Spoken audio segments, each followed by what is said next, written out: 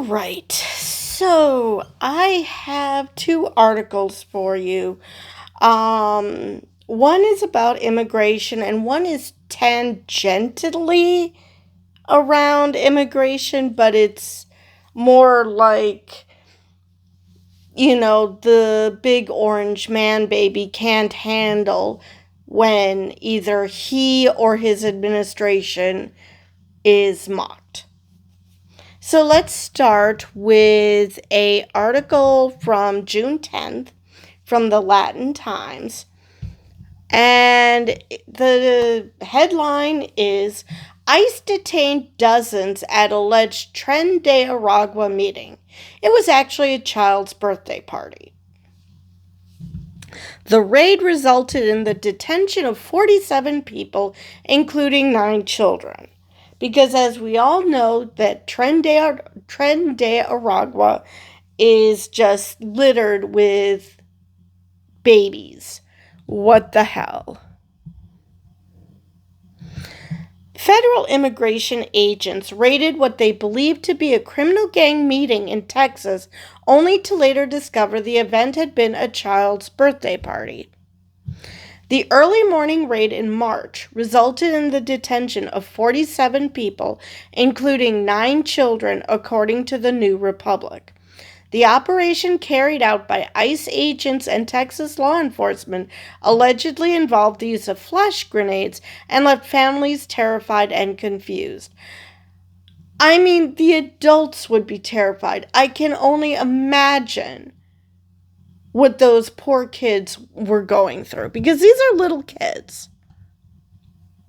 One attendee recalled repeatedly yelling that babies were present, but agents allegedly still deployed the devices inside the rented house, believing the gathering to be a Tren de Aragua meeting. How dumb do you have to be? The raid was initially justified by the Trump administration as part of a crackdown on Venezuela's Tren de Aragua gang. However, weeks later, none of the detainees had any verified gang affiliations or even criminal records. Surprise, surprise. One man told the Texas Tribune he had been celebrating his son's 5th birthday alongside a friend's 28th, and that ICE agents targeted him over tattoos they falsely linked to gang membership. He said the tattoos were simply stars he liked and had gotten as a teenager entering the workforce. Okay, considering that there is a gay hairdresser rotting in CCOT as we speak, simply because he had tattoos on his wrists of mom and dad with crowns, which obviously is a gang symbol. It couldn't possibly be that he thinks so highly of his parents or something. Seriously, who hurt you that you cannot imagine that there are people out there who love their parents? It's just mind-boggling. So now it's come to that if you're Hispanic and you have a tattoo, that obviously means you must be part of a gang, because, nobody actually gets tattoos otherwise. Unless you're white, then you could be tattooed from head to toe, and ICE isn't going to give a shit. I mean, can you scream racism any louder? ICE has not publicly released the names of those detained, but the Tribune identified 35 of them, mostly Venezuelan immigrants, many of whom spent weeks in detention and were released only after being fitted with ankle monitors. One of the children allegedly missed so many school days while in custody that they were removed from their public school. No criminal charges were filed against anyone involved, which makes it so much worse. Because, you could claim that the way Israel will bomb innocent civilians, they're destroying Gaza simply because they see Hamas everywhere. And I'm sure that Hamas does go inconspicuously in within the within the population. I am not denying that because, they're human. So you just have to find them amongst other humans. But more often than not, this just basically traumatizes innocent people. So even if there were people here who were part of a gang, that does not justify scaring and traumatizing a bunch of little kids. And the children. A child missed so many days of school that they were removed from their public school. This is a child. How in the world are you claiming that they're a member of Tren de Aragua? It is just beyond maddening and beyond disgusting that anybody would legit think that this child is a danger. Even if that child was undocumented. That does not justify this treatment at all. They are children. Granted, Trump did say he's starting with the criminals. For people who think that he only said only criminals, I do not know what you were listening to. He did say we will start with the criminals. He never said only criminals.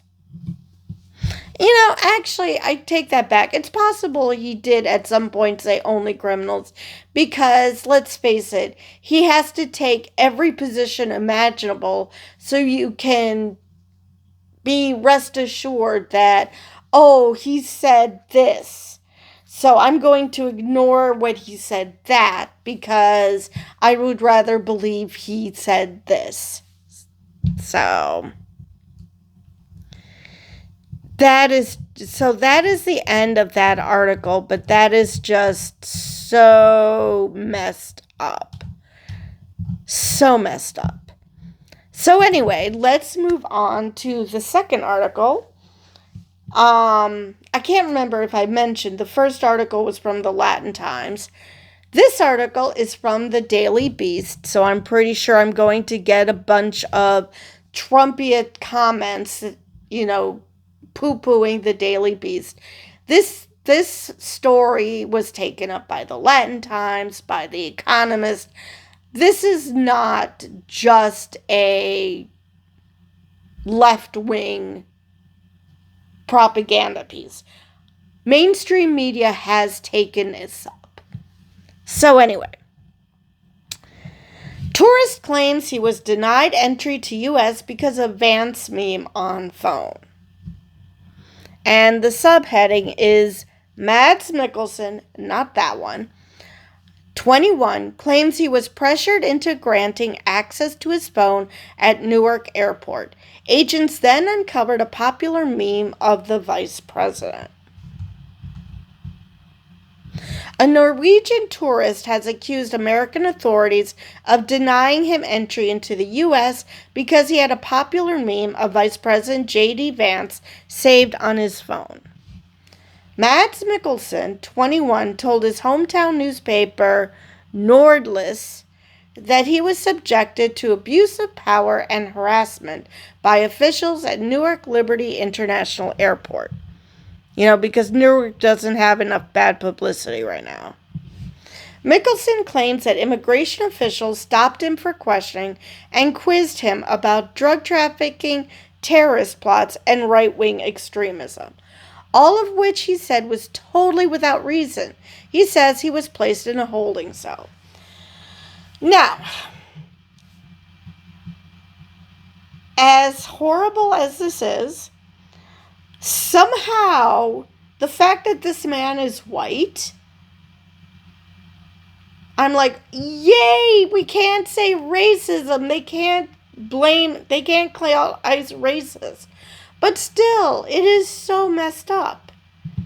And why on earth did they pick him out of a lineup? I mean, seriously. They took me to a room with several armed guards where I had to hand over my shoes, mobile phone, and backpack. He toured Nordless. Next, Mickelson claims that officials threatened to imprison him or fine him $5,000 if he did not grant them access to his phone. So he did. He said that is when agents found a meme on his device that showed that the vice president's face digitally altered to make him chubbier, bald, and cartoonish. That became popular after the Ukrainian President Volodymyr Zelensky visited the Oval Office in February. He claimed they also signaled disapproval to a photo of him with a homemade wooden pipe. Not sure. Did they think that a wood pipe is a drug pipe? I mean, considering ICE is grabbing any Hispanic person with a tattoo and claiming it's a gang tattoo, even though, at least in the case of Tren de Aragua, they don't do tattoos. I mean, it's entirely possible that they don't know what drug paraphernalia is either. Both pictures had been automatically saved to my camera roll from a chat app. Yep, that is a thing that happens. But I really didn't think that these innocent pictures would put a stop to my entry into the country, Mickelson said. Mickelson claims he pleaded with agents that the photos were a joke, but they still searched him and forced him to give blood samples and document his fingerprints. It felt like I was a terrorist suspect where I was sitting, he said. I tried to pull myself together several times, but in the end, I just wanted to get home again. The Department of Homeland Security did not respond to emailed questions about the alleged incident. Well, there's a shock. Mickelson told Nordlys he was traveling to the U.S. to visit friends in New York City and then in Austin, Texas. He also planned to visit multiple national parks with his mom, who he said planned to fly to the country and meet up with him at a later date. They demanded full information about everyone I was going to meet in the U.S., including name, address, phone number, and what they did for work, Mickelson told the newspaper. Damn, that sounds like communism.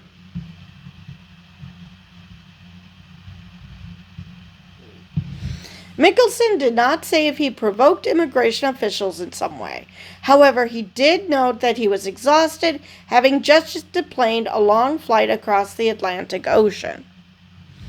I had traveled for 12 hours, slept poorly, and was physically and mentally completely exhausted even before they started the questioning, he said.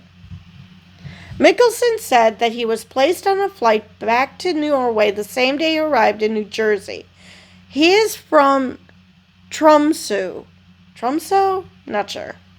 A Norwegian city that is north of the Arctic Circle. Maybe Tromsø? I don't know. There have been multiple instances where Western tourists have had issues entering the U.S. since President Donald Trump returned to office in January, promising a crackdown on immigration. Trump signed a travel ban on 19 countries this month. And there's probably more to follow, I'm sure. An American citizen and her German fiancé were detained near San Diego in February when they tried to re-enter the United States after visiting Mexico. The German national was 22 days into a permitted 90-day visa stay, but was forced to spend 16 days in a federal detention center before being deported. A Welsh backpacker was also held for nearly 3 weeks at a U.S.-Canada land crossing this spring, and another German was detained for a month and a half, including 8 days in solitary confinement. Come on now. Under suspicion of intent to work. None of the tourists involved in these incidents were charged with a crime. Now,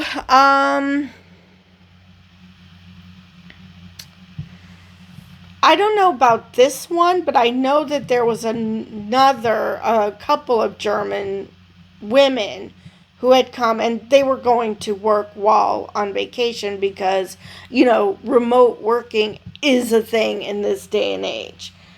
So either we employ the world's dumbest people to police immigration, or the Trump administration gave them their marching orders to go after any and all immigrants.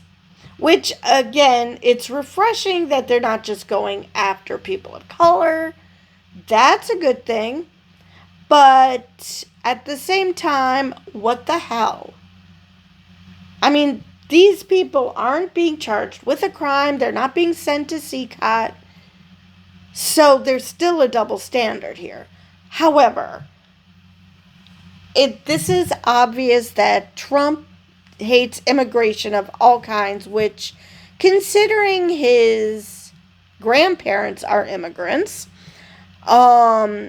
his first and third and current wife are immigrants. What the hell? I mean, this has got Stephen Miller written all over it. That is true.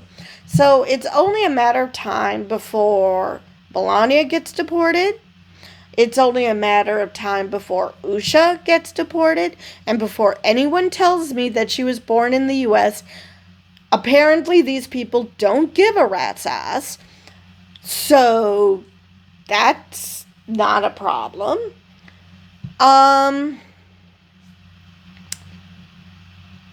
Now, I could have picked so many more articles to highlight just how absolutely bonkers this whole shit is.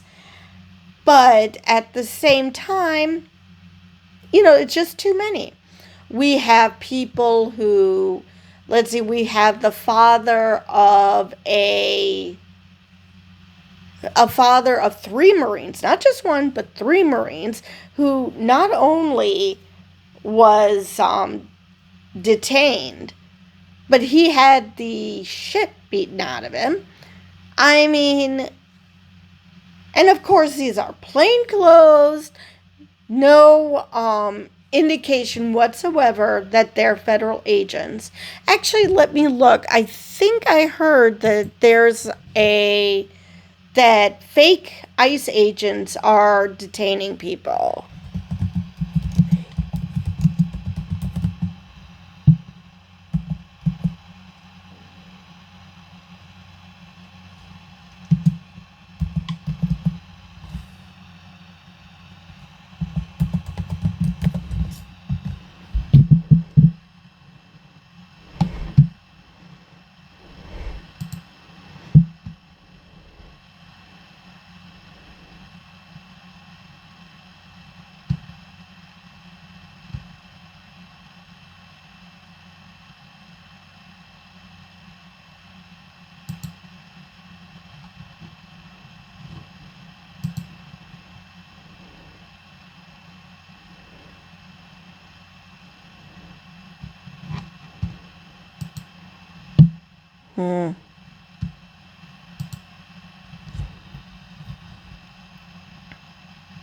Okay, so this is from the American Prospect. Let's make sure I'm able to read this. So, ICE impersonators proliferate amid the agency's undercover tactics. That's a very nice way of putting it.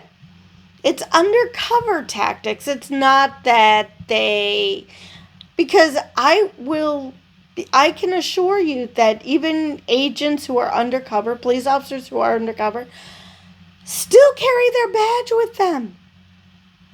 They might obviously hide it so whoever they're undercover with doesn't let them know. But they still have a badge. They can still show their badge when they're arresting people, even if they're undercover. So, no, I wouldn't even call this undercover. They're just embarrassed. At best, they're embarrassed to be doing this. At worst, they're using this as a... Just like there are some people who use the anonymity of the internet to show what horrible people they are. These agents are using their anonymity as a way to show just how horrible that people they really are. Not to mention, undercover cops do not wear masks. I mean, it's possible that they may wear wigs or somehow altered their appearance, but they don't wear masks. Not the way these agents have been wearing masks. So, of course, impersonators have been popping up. Pretending to be an ICE agent to commit crimes is disturbingly easy. Of course it is. They're hiding who they are. They aren't showing any ID. They don't wear anything to signify that they're ICE. Their vehicles don't say they're ICE.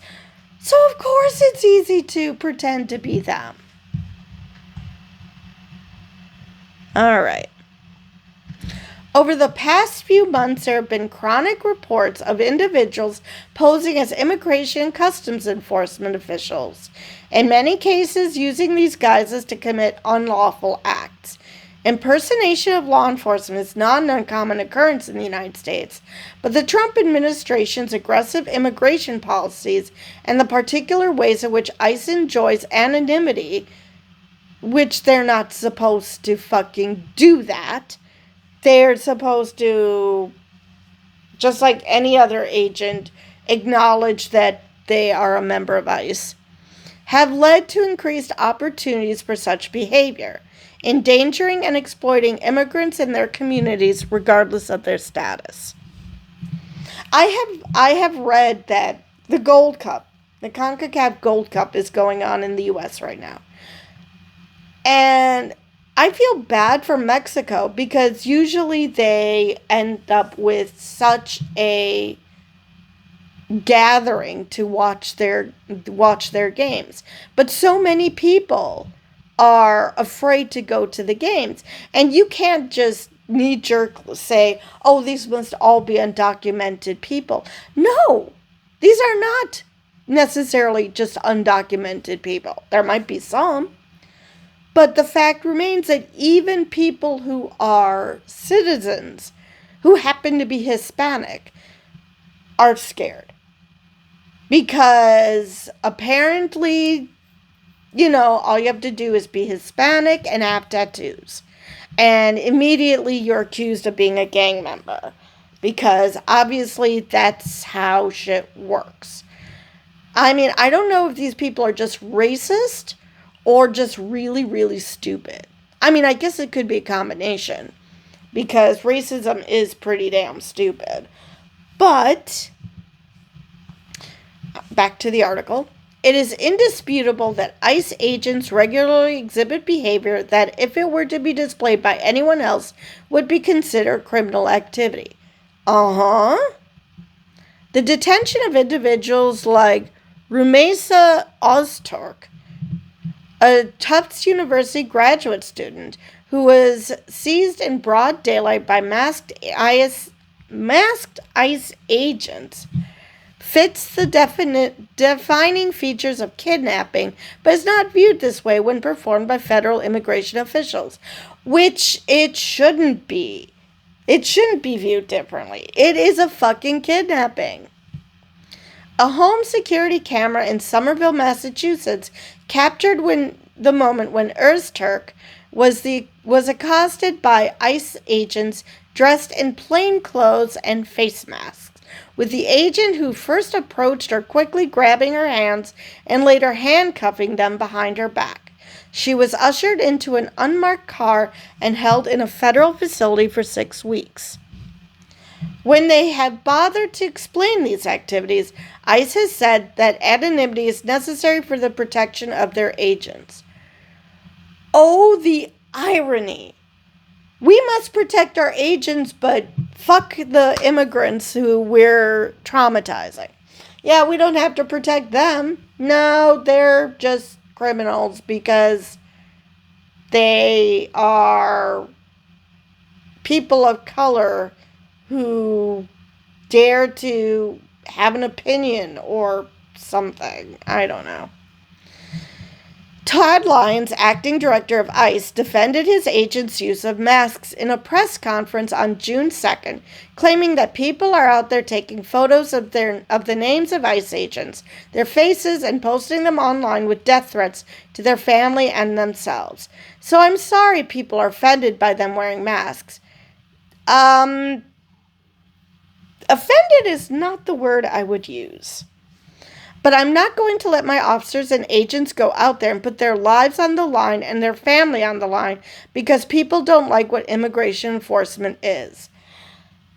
If you are so worried about you or your family being in danger, first off, the irony is so thick you can cut it with a knife because that's exactly what you're causing to these immigrants who happen to have done absolutely nothing wrong.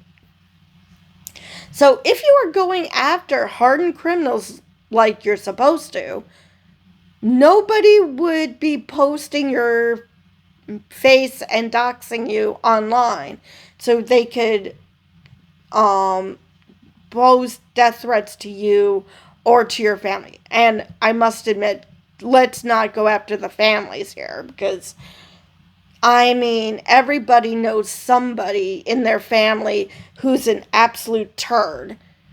And you wouldn't want to be threatened because that turd happens to be a close family member. So, obviously, don't do that. But death threats to the officers, I don't know, maybe not go after innocent people and you wouldn't receive death threats? There's just a idea I'm throwing out at you. So yeah. Yeah, no sympathy there.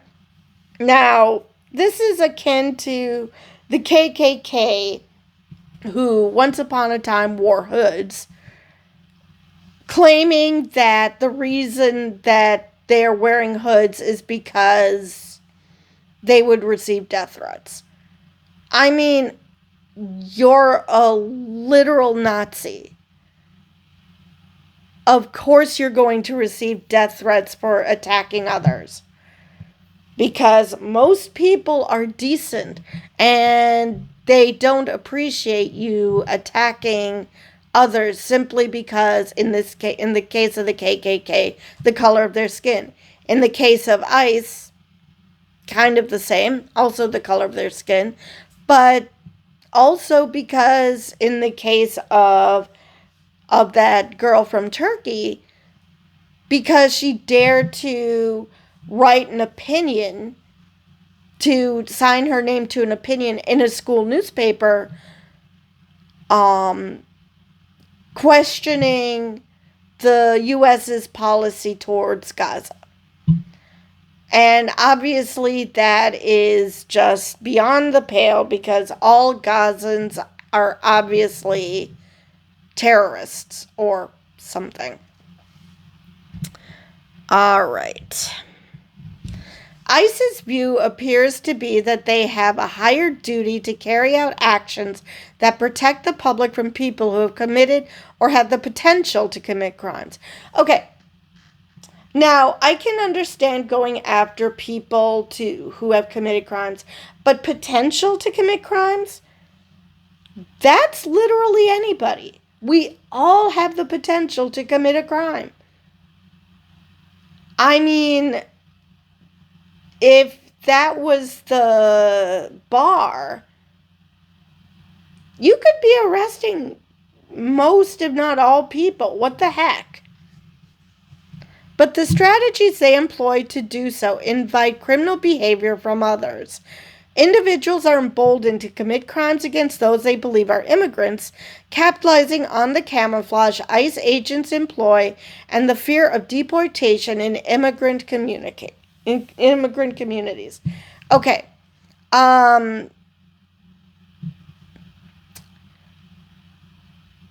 That is actually what ICE is doing. They're going after individuals they believe are immigrants. I mean, it's not even at this point where they are going after only undocumented people. They are going after immigrants who are here legally. They're after U.S. citizens. Hell, with the case of Mahmoud Khalil, he was a permanent resident. He was a green card holder. ICE didn't give a shit. So these individuals, these vigilantes, are literally not doing anything different than ICE does. Except some individuals actually get a paycheck from ICE. Otherwise, there is no difference. All right, where did I leave off? ICE's tactics made impersonation much easier in a chilling landscape where it's become difficult to distinguish who is an agent of the state and who is not. There are multiple reasons why people impersonate ICE. One of the biggest being the desire to try and get away with criminal acts. Well, duh. In January, a man in South Carolina was charged with impersonating an ICE officer and kidnapping after detaining a group of Latino men in their car. One of the victims of this scam recorded Sean Michael Johnson, the perpetrator, saying, "You got caught. Where are you from? You from Mexico? You from Mexico? You're going back." During the incident, he took the driver's keys and blocked the car with his van. This is one person. How in the world, if there's a bunch of men, I don't care if they're Latino or not. I mean, well, I guess they've seen what happens to black people who flee the scene, so I guess that checks out.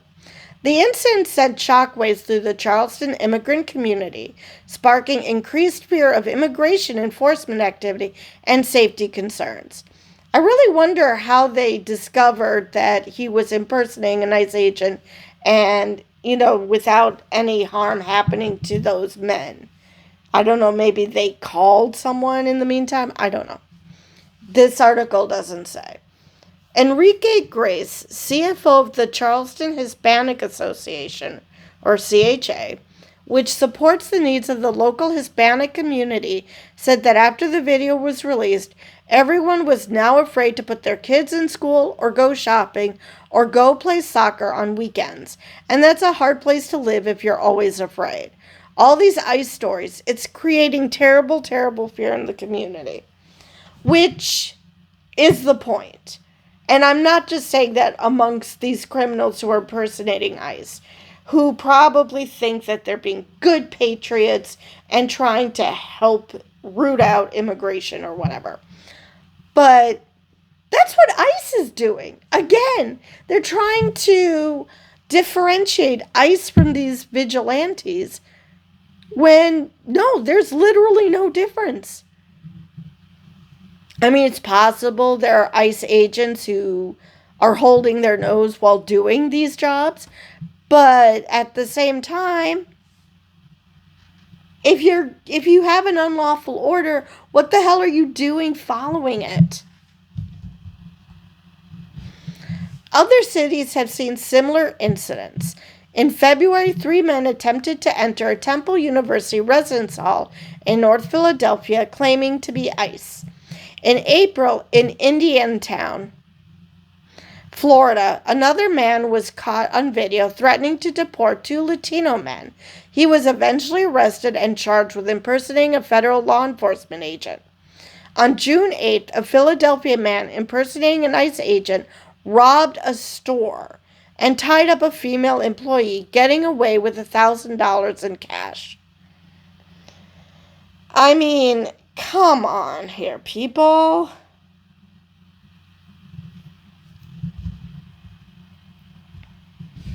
Impersonating a police officer to commit crimes became national news in the targeted attacks of Minnesota State Representative Melissa Hortman, State Senator John Hoffman, and their respective spouses in their own homes. Hortman and her husband were killed in the attacks. After a massive 2-day statewide manhunt, suspect Vance was captured, arrested, and charged with first-degree murder. To gain access to the lawmakers' homes, he drove what looked like a police vehicle and wore a facsimile of a police uniform, a mask, and a tactical vest. According to acting U.S. Attorney Joe Thompson, surveillance footage at the Hoffman residence captured Belter shouting, "This is the police, open the door," to get the Hoffmans to do so. Right, because that's how every police interaction goes. They have to scare the ever-living crap out of you. The same day as that attack at a No Kings rally in Westchester, Pennsylvania, police were alerted to a man donning something that looked like a tactical vest and placing a handgun in his waistband, who was later identified as Kevin Krebs, and a search revealed that he was carrying a handgun, knife, pepper spray, and ammunition. In an inspection of his vehicle, an AR-15 style rifle was found, and several explosive devices were discovered in his home. Krebs is now facing charges of multiple felonies. These horrifying stories of police impersonation cannot be separated from ICE impersonation scams. Both aim to capitalize on the opportunity to mimic law enforcement and have apparently been used to target people on the left and individuals who appear to be immigrants. These groups are in particular vulnerable societal positions at this moment in time, and impersonation scams only trigger increased hostility toward right-wing politics. But ICE's specific tactics do make scams like this easier to pull off. Right, because again, there is literally no difference between the two. Enforcement and Removal Operations, ERO, ICE's most public and controversial branch, routinely misleads people by dressing in plain clothes, pretending to be local police, or using other fake identities to successfully locate and arrest their targets. Miming as police is a common ruse, which creates more confusion and distrust in law enforcement among immigrant families. Representatives Mike Thompson, a Democrat from California, and Nydia Velazquez, a Democrat from New York, recently introduced a bill that would prohibit immigration officers from wearing uniforms labeled police to remedy this problem.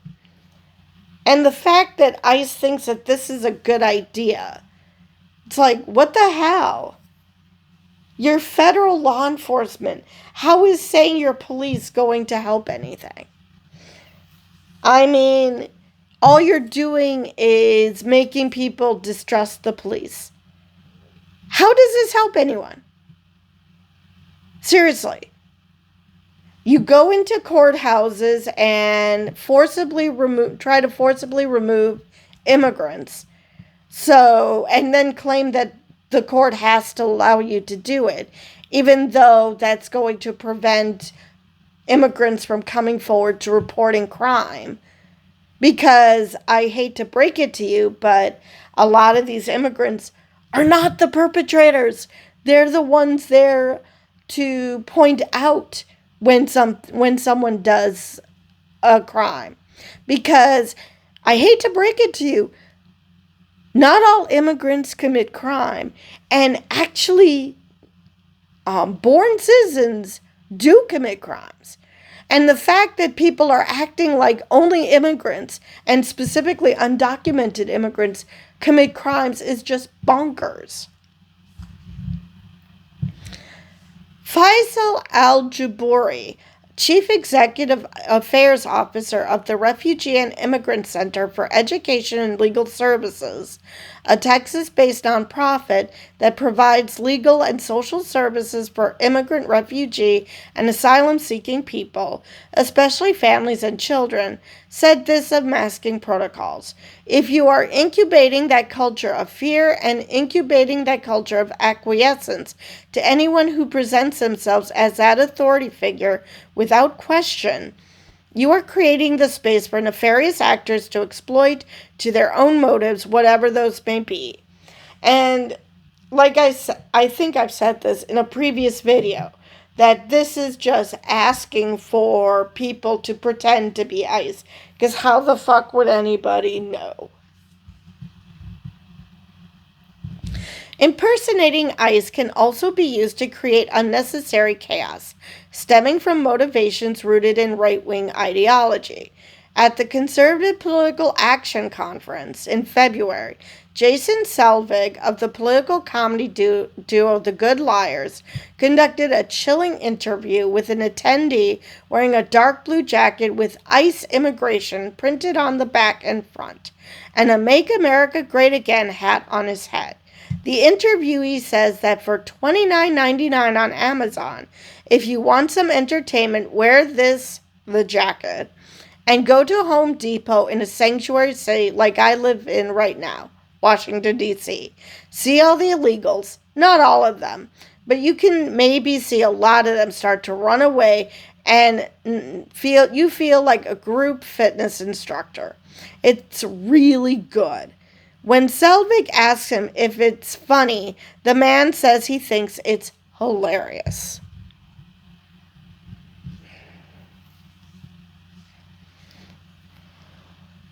Somebody should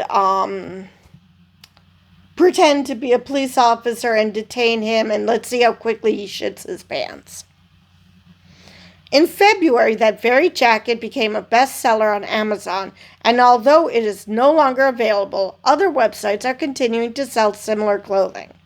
Buying law enforcement gear online is also a relatively simple process, with retailers not requiring identification from their customers. One can purchase a police vehicle on used car websites, with other companies selling new cars online that can be customized with police graphics and sirens. A quick Google search of the desired item needed for law enforcement impersonation garners hundreds of results, allowing just about anyone to appear as an official actor of the government. Now, when I was working in Chicago Heights, when I was working at the library, I had this one patron who worked as a security guard. But it doesn't say security on it. I'm pretty sure instead of security, his jacket actually said police. I can't remember exactly. But either way, there were a bunch of homeless people who were there to do nothing but to cause trouble. I mean, it wasn't just a matter of they had no place else to go and they were bored, even though some were. But some were just simply there to cause trouble. And how quickly they left when they saw him come in. So sometimes, yes, that does help staff out. But knowing that they're there just for work, that they aren't there to harm anybody, that they're not there to cause trouble, and you go in there to watch them scatter as entertainment, my God, that is just way to scream, I am a horrible, horrible piece of shit. But then again, he was at CPAC, so we already knew that. And I'm still annoyed that this article is conflating ICE with impersonating police officers. Because, again, what ICE is doing and what these dipshits are doing, really not that different. All right. Unfortunately, there isn't much hard data on the prevalence of ICE impersonations, said Al-Juburi. I think one of the hard issues here around collecting data is the underreporting of interactions with law enforcement of our immigrant community. It's kind of a catch-22 in that way. This is made more difficult by the Department of Homeland Security's decision to rescind a 2011 policy that limited ERO activity in certain locations, such as hospitals, churches, and schools, which had expanded agents' ability to detain individuals. There is no longer hallowed ground, really, Al-Jaburi said. Factors such as this only increase immigrants' apprehension when seeking out help from community organizations or others after experiencing a scam. Despite this, there are plausible and realistic ways to protect oneself from ICE and police impersonation scams. Immigrant rights groups have been working to ensure that individuals know their rights if faced with a potential ICE activity.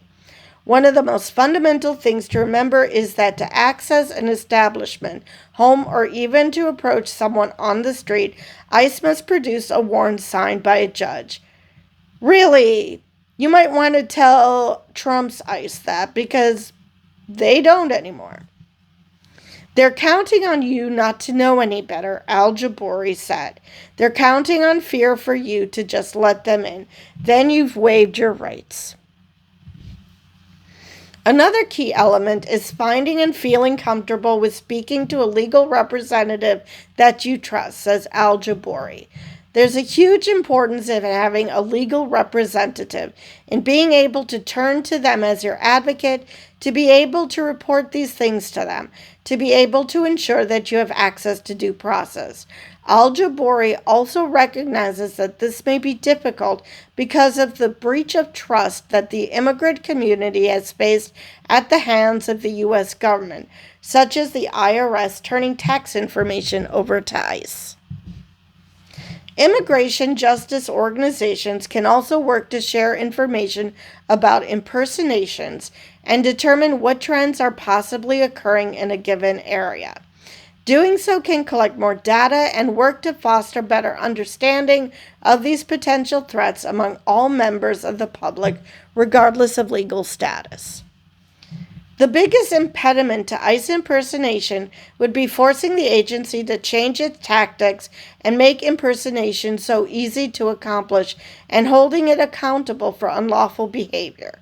Doing so may decrease the opportunities ill-intentioned individuals have to act in ways that further exacerbate the feelings of mistrust and fear that many Americans are experiencing.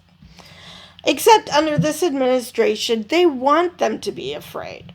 They want them to self-deport. They want them to be afraid and to think life in this country is just so unbearable that they would go back to their own country. The problem is that a lot of the people who are afraid were born in this country, so they don't have another country to go back to because they probably have never been to their parents' home country or grandparents' home country. And their only crime is that they have undocumented people in their family or that they happen to have brown skin. So, yeah, ICE isn't going to change tactics, definitely not under this administration. I mean, maybe if by some miracle a Democrat takes over again and becomes president, because the way things are going, I question whether the Republicans aren't going to try to rig the 2028 election. ICE is going to continue to act like thugs. So, of course, other thugs who aren't being paid by the Department of Homeland Security will also be thugs. I mean, granted, some of them just think it's funny because, they didn't learn basic empathy. But at the same time, if ICE makes it easy for them. But yeah, the only thing I have against this article is they're conflating pretending to be police with pretending to be ICE. Because the police are not, in fact, trying to trick you. Well, most police are not, in fact, trying to trick you. And to treat ICE as this just being a legit undercover tactic is just not helpful at all. This is not something ICE should be doing. That is not how undercover works. They're doing this because they enjoy traumatizing these people. They're not doing this because, we're afraid of death threats. Bullshit. I mean, yeah, you probably are afraid of death threats, but not because you're, doing a good job in immigration enforcement. No, it's because you're being thugs, and you're being thugs. Racist thugs, for the most part. That is the end of that article. So I believe that is all I have for this video. And with that, I will see you guys in the next one.